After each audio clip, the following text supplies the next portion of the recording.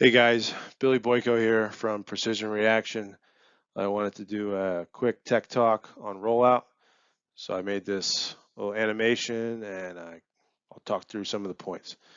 So got a dragster, got a starting line, pre-stage beam, stage beam, and guard beam. Tried to draw everything to scale. Beams are set 1.5 to 1.5 off the ground.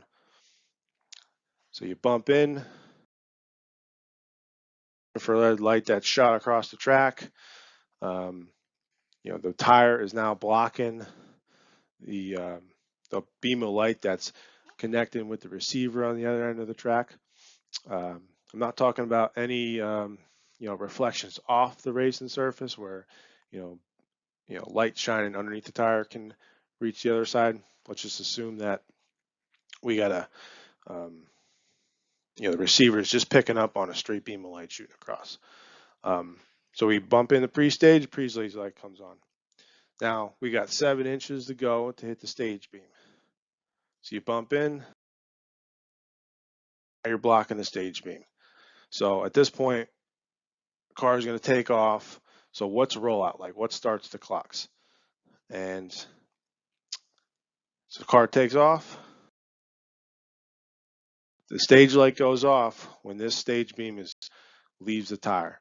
And that's what your rollout distance is.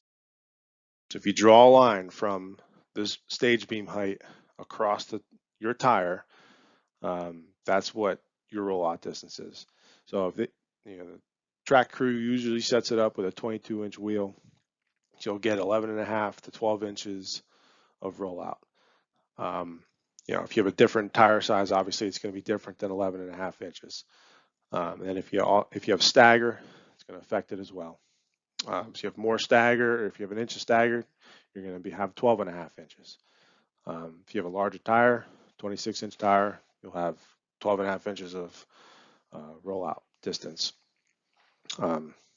Same thing goes if you lower the air pressure in your tires, it's going to sag the tire, and this distance at 1.5 or 1.5 inches, it's going to be you're going to be higher up on this tire circumference. You're going to have a larger rollout distance. Same thing goes with more air pressure. And if you go to a different track, they may not have these beams set right at 1.5 or 1.5. They may be lower, and you may have a different rollout. Or vice versa, being higher, you'll have a slower rollout. So later today, we'll be releasing a new product that has a lot to do with this. So stay tuned for that. Now, what's the guard beam?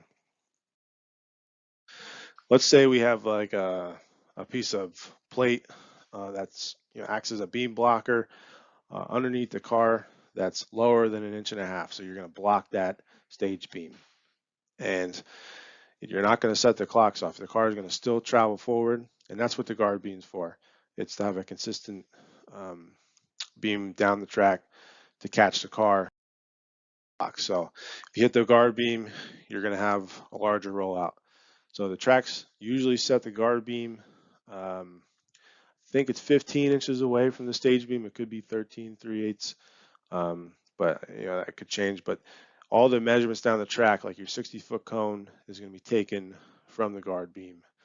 And same thing with 330 and half track. So hope you enjoyed the video. Thanks a lot for watching. Stay tuned later today.